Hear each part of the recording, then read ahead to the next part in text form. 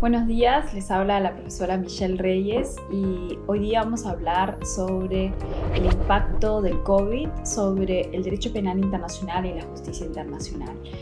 Soy profesora ordinaria de la Facultad de Derecho de la Pontificia Universidad Católica del Perú y tengo a mi cargo este ciclo, el seminario sobre Derecho Internacional con enfoque en DIH y DPI. Tengo a mi cargo también,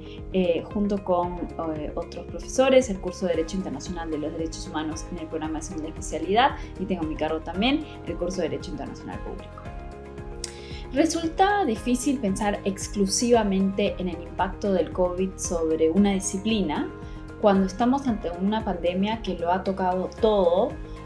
y lo ha transformado todo o casi todo. Pero justamente el derecho no ha sido ajeno a esa transformación. No ha sido ajeno en los desafíos que han surgido en torno a su práctica y su ejercicio, pero también ha sido una oportunidad para pensar en cómo la pandemia nos obliga a pensar en otros aspectos sustanciales de nuestra disciplina. En este video entonces les propongo hacer 4 reflexiones. La primera, el impacto del COVID sobre la academia. La segunda, el impacto del COVID sobre la práctica de instituciones del derecho penal internacional, con una mirada al financiamiento en la CPI. La tercera, una mirada al impacto sobre otros aspectos del funcionamiento de la Corte Penal Internacional. Y la cuarta, en otras áreas más allá de la Corte Penal Internacional. En lo que se refiere al primer punto sobre la academia, esta reflexión que les comparto no es única, por supuesto, a los académicos y las académicas del derecho penal internacional, pero en una disciplina que sigue siendo dominada por académicos del norte, con importantes excepciones, por supuesto. La pandemia no ha sido generosa con académicos en general, sobre todo del sur global, con menos beneficios, con menos redes de apoyo, y en particular no ha sido generosa con académicas mujeres, sobre todo a quienes somos madres. La revista Science recoge importante data sobre el Motherhood Penalty o la penalidad de la maternidad, donde la data recogida a lo largo del último año demuestra que debido a la carga de tareas domésticas y cuidado de los hijos y de las hijas, asumidas en mayores proporciones por madres que padres, las publicaciones académicas de mujeres disminuyeron desproporcionadamente durante el 2020. Soluciones a ello implican tener conversaciones también desde la academia, desde el acceso a cuidado de niños y niñas por parte de las instituciones que emplean a madres y padres en la academia, hasta cuestiones sobre el impacto de COVID en la formulación de grants o proyectos de investigación, como han recomendado miembros de la academia en distintos foros, incluyendo en el portal Opinio Juris, que ha tenido varios volúmenes dedicados al tema. Pero pasemos a nuestro segundo punto, el impacto del COVID sobre la práctica y las instituciones. Y comencemos por el impacto sobre el multilateralismo. Ya se presentaban desafíos en este campo, en la excelente publicación que ha hecho la Organización de Justicia sobre el impacto del populismo en los derechos humanos, por ejemplo, veíamos cómo en los últimos años había ya una erosión en el multilateralismo. Entonces, en un mundo donde el impacto del populismo de todos los tintes políticos ya venía afectando el goce y el ejercicio de los derechos, repito, como ha analizado el fantástico informe de justicia editado por César Rodríguez Garavito y Krishna Gómez, que se denomina Encarar el desafío populista, veíamos entonces graves afectaciones o importantes afectaciones al rol del multilateralismo en los últimos años.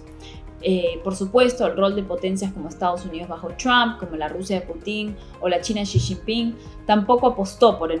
multilateralismo. Y este enfoque cobró matices de ataques directos a instituciones. Una de ellas, y una con la cual me siento particularmente identificada, ha sido el ataque a la Corte Penal Internacional, donde los ataques de la administración de Trump representaron una amenaza existencial que implicó incluso la inclusión de las más altas autoridades de la Fiscalía de la CPI en la lista de sanciones financieras de Estados Unidos tras la adopción en junio del 2020 de un decreto ejecutivo por parte de la administración de Trump, el decreto ejecutivo 13928, que tiene como objetivo sancionar a las autoridades de la Fiscalía que están llevando a cabo en este momento una investigación en Afganistán y Palestina, que podría afectar también sea nacionales o sea intereses estadounidenses. El impacto también se ha hecho llegar al financiamiento de la Corte Penal Internacional. Un impacto que ha venido no solo, repito, por los efectos de este decreto ejecutivo, sino también por el recorte de presupuesto en otros actores que han apoyado históricamente a la CPI. Entonces, a una corte que ya se encontraba atacada, se sumaron los desafíos de la pandemia durante el 2020. Un primer impacto entonces ha sido importantes recortes en el presupuesto de agencias de desarrollo y contribuciones a foros multilaterales en general, donde la Corte Penal Internacional no ha sido ajena a esta realidad.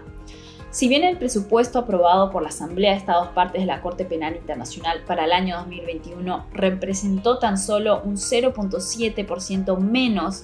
con relación al presupuesto del año 2020 y una disminución de aproximadamente 300.000 euros de lo solicitado por la Corte para este año. La Corte, por ejemplo, había solicitado un presupuesto de casi 145.000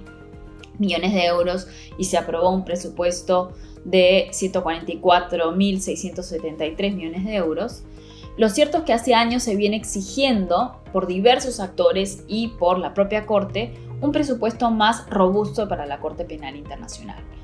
Finalmente, la apuesta por la justicia internacional es una apuesta también monetaria y si se compara, por ejemplo, el presupuesto de la Corte Penal Internacional con el presupuesto de los tribunales ad hoc para la ex Yugoslavia y para Ruanda, que se enfocaban en una situación y que tenían 10 veces el presupuesto de la Corte Penal Internacional, constatamos que estamos ante una jurisdicción global que requiere de mayor financiamiento, incluyendo para las complejas reparaciones que debe de hacer. Ello sobre todo teniendo en cuenta que los tribunales ad hoc no tenían verdaderamente un régimen de reparaciones como sí lo vemos en la Corte Penal Internacional. La Corte habría calculado el presupuesto requerido ya con ajustes para este año en unos 152 millones de euros, 152.000 millones de euros, pero redujo ese número en atención a las realidades y financiamiento que trajo la pandemia. La tendencia a restringir el presupuesto de la Corte no es nueva, dado que desde por lo menos hace unos 4 o 5 años estamos ante una situación nominal de cero crecimiento o zero growth, lo cual ha sido criticado duramente por actores de la sociedad civil, sobre todo quienes hemos venido trabajando y siguiendo el trabajo de la Corte Penal Internacional por muchos años. Encontramos bastante información al respecto y en algunos de los enlaces que vamos a colgar en este video van a poder observar y analizar con mayor detenimiento este tema. En resumen, esta tendencia a restringir el presupuesto de la Corte y a reducir las instancias de cooperación con la justicia internacional en general y con la Corte Penal Internacional en particular, encontraron con la pandemia un entorno idóneo para activar ese enfoque restringido. Las restricciones a nivel global en el financiamiento y regímenes de cooperación han tenido entonces consecuencias preocupantes a nivel global, sea por restricciones en los programas de desarrollo o por redireccionamiento hacia otros rubros, entendiblemente rubros de salud.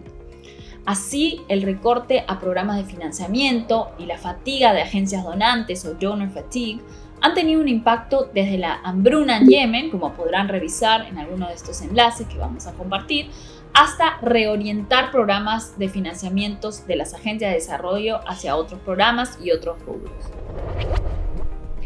¿Cómo impacta todo esto entonces en el trabajo del principal Tribunal Penal Internacional, la Corte Penal Internacional? En primer lugar, como dijimos, en financiamiento. Y el financiamiento tiene un impacto desde diversos puntos y vamos a nombrar 3 específicamente. El primero es la dificultad de proceder con las investigaciones. Como lo ha señalado el amplio y holístico informe de los expertos independientes de la Corte Penal Internacional para el proceso que conocemos como el proceso de revisión de la Corte Penal Internacional, en un informe que se publicó en septiembre del 2020, la principal preocupación en términos de selección de qué situaciones pueden proceder a la apertura de una investigación, o sea, qué situaciones pueden pasar de un examen preliminar a la apertura de una investigación, La principal preocupación se refiere al número creciente de situaciones ante la Fiscalía y la falta de recursos necesarios para ello. Así, se ha constatado que un número de exámenes preliminares se encontrarían listos para proceder a investigación, por supuesto, con las debidas autorizaciones por parte de los jueces, aquellas que requieren esa autorización,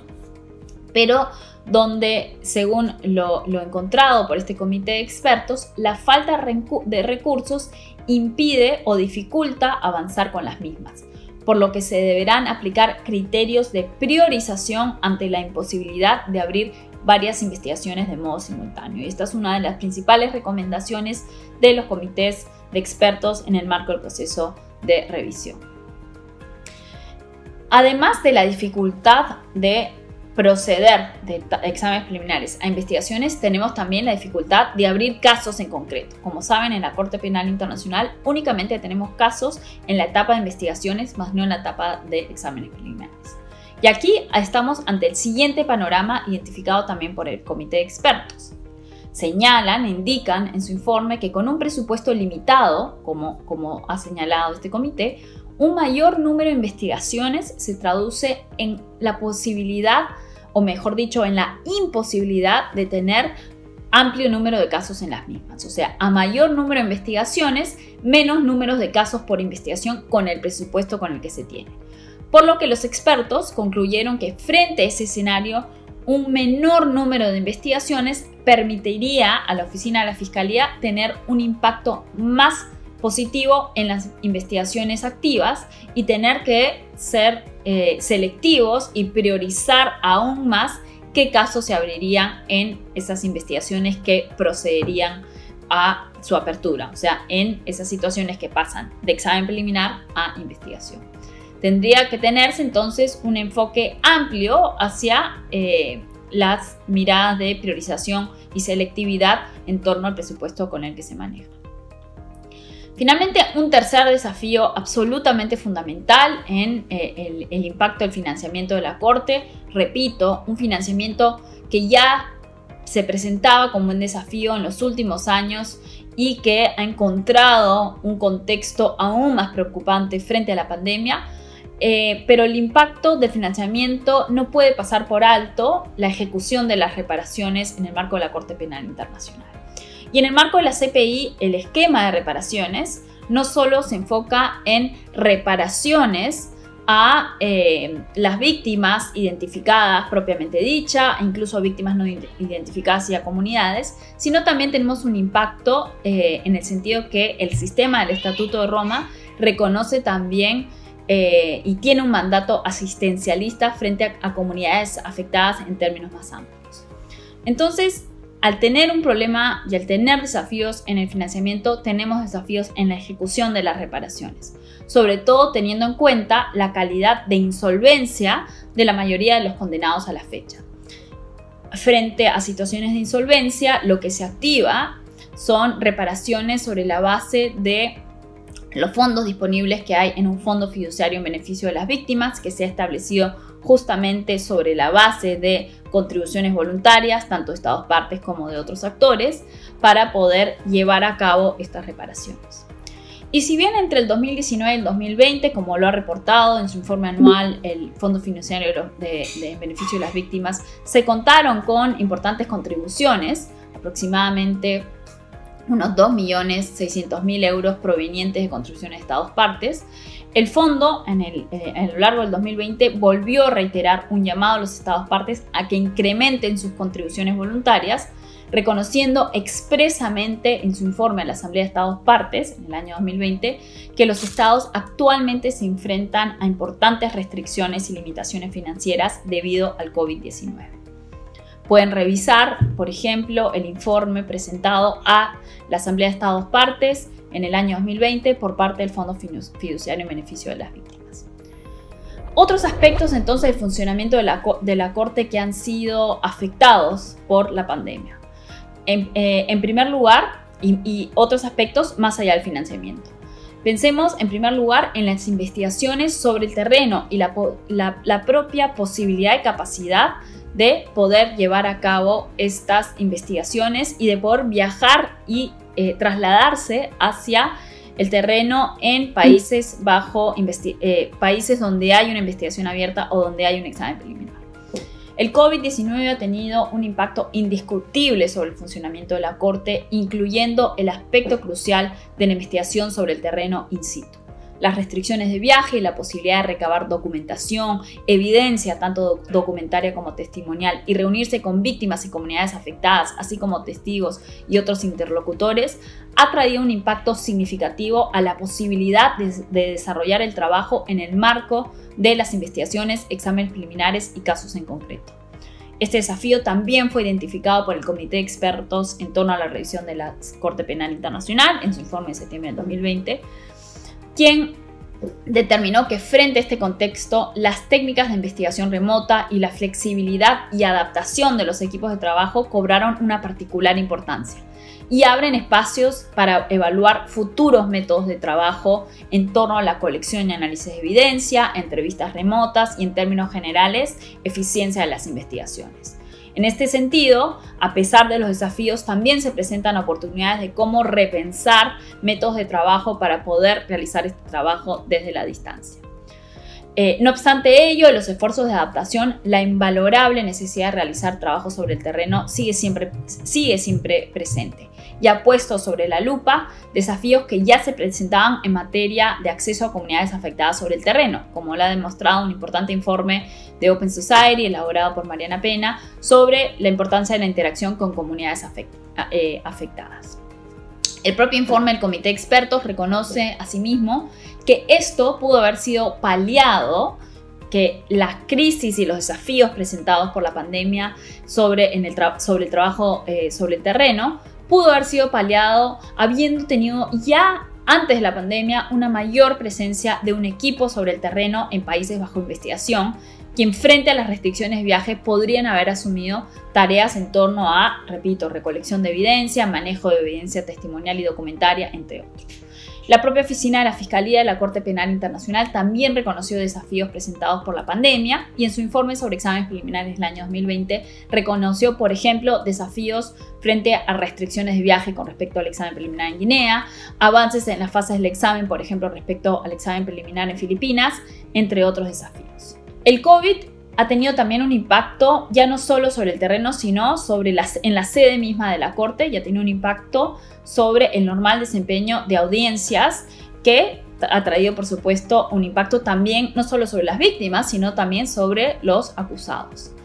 Entonces la pandemia ha tenido un impacto no solo en la forma de llevar a cabo las audiencias, pasando en su mayoría a audiencias virtuales, sino también en los plazos y los tiempos.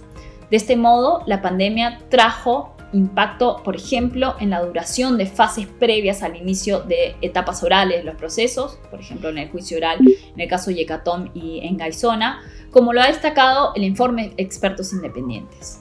Esto trae consecuencias sobre los acusados y la extensión de su tiempo de detención.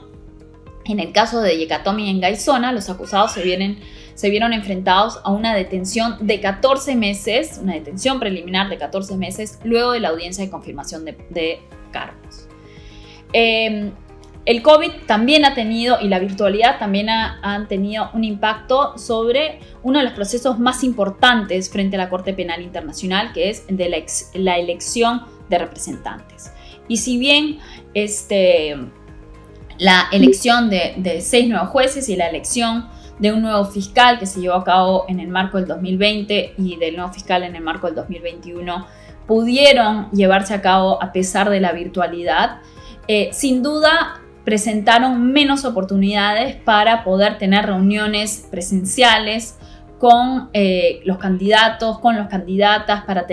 poder tener una mayor interacción entre la sociedad civil y, por ejemplo, los candidatos y las candidatas para el puesto clave del próximo fiscal de la Corte Penal Internacional. El COVID finalmente ha tenido un impacto sobre las víctimas, como lo hemos dicho. Entonces, vamos a reafirmar algunas preocupaciones respecto a el efecto de la pandemia sobre las víctimas que tienen casos ante la CPI o que han visto sus casos llevados a la CPI. La interacción con las víctimas y las comunidades afectadas resulta un aspecto fundamental del trabajo de la Corte Penal Internacional. Uno de los grandes logros del Estatuto de Roma es justamente reconocer el rol clave a las víctimas. Entonces aquí hemos visto un impacto sobre la propia posibilidad de realizar de nuevo visitas al terreno y brindar mayor información a las víctimas o potenciales víctimas sobre la propia acreditación, ¿no? También de brindar mayor información sobre el estado de los casos en concreto para las víctimas acreditadas. Y en general brindar información relevante para efectos de la participación y de la reparación, que son dos derechos claves frente al sistema. En cuarto lugar, quisiera simplemente mencionar algunos panoramas preocupantes para el derecho penal internacional más allá de la Corte Penal Internacional. Y como punto de partida y como premisa, aquí es necesario recordar que no toda violación a un derecho humano es un crimen internacional, pero que las violaciones a los derechos humanos pueden, si se reúnen los elementos, configurarse como crímenes internacionales. Una situación que se presenta como un contexto que puede ser un caldo de cultivo, un contexto idóneo para la comisión de crímenes, son aquellas situaciones que hemos visto a lo largo del 2020 donde ha resurgido el combate, donde ha resurgido situaciones de violencia y además donde a ellos se ha sumado mayores restricciones en el ejercicio de derechos humanos. Hemos constatado este resurgimiento de combate, por ejemplo, en zonas con menor control de fuerzas de seguridad, donde la reubicación de la logística militar y de seguridad para enfrentar la pandemia ha dejado vacíos en materia de seguridad. Entonces, la logística de seguridad ha sido crecientemente abocada a mitigar y controlar el impacto del COVID, y la consecuencia de ello ha sido dejar algunos grupos desprotegidos, algunos grupos de la población desprotegidos frente a antiguas amenazas. Algunos reportes, por ejemplo, han recogido esto respecto a la resurgencia de ISIS en zonas previamente controladas por ISIS. Había un reporte importante de Al Jazeera al respecto que pueden ver en este enlace. Las medidas de restricción de derechos humanos han acompañado la lucha contra la pandemia, o las medidas de restricciones de derechos humanos que han acompañado la lucha contra la pandemia han cobrado en muchos países consecuencias preocupantes, con una erosión al respecto de derechos y libertades más allá de las restricciones necesarias. Esto ha sido documentado, por ejemplo, por Amnistía Internacional, quien ha urgido a los estados de la región americana a no usar la pandemia como un pretexto para la represión de derechos humanos. Hemos visto también el resurgimiento de combate y violencia debido a crisis económicas a lo largo del planeta. El desempleo y la no escolarización se presentan también como un caldo de cultivo para estos contextos. Entonces, el resurgimiento de combate y violencia no solo se ha debido por redireccionamiento de la logística militar y seguridad, sino también por el impacto que ha tenido situaciones de desempleo y no escolarización en varios rincones del planeta, incluyendo en América Latina. Frente a la pandemia y frente a esta situación, en abril del 2020, el secretario general de la ONU, Antonio Guterres, hizo un llamado a las partes de los conflictos armados a nivel global a trabajar por un cese al fuego global de cara a la pandemia. Sin más, a través de este video quisiera simplemente hacer esta reflexión, invitarlos a sumarse a la reflexión de cómo la pandemia y cómo el COVID ha tenido un impacto en distintas esferas del derecho internacional, incluyendo el propio derecho penal internacional, incluyendo las instituciones que se encargan de velar por determinar las responsabilidades frente a crímenes de esta naturaleza, como es la propia Corte Penal Internacional. Muchas gracias.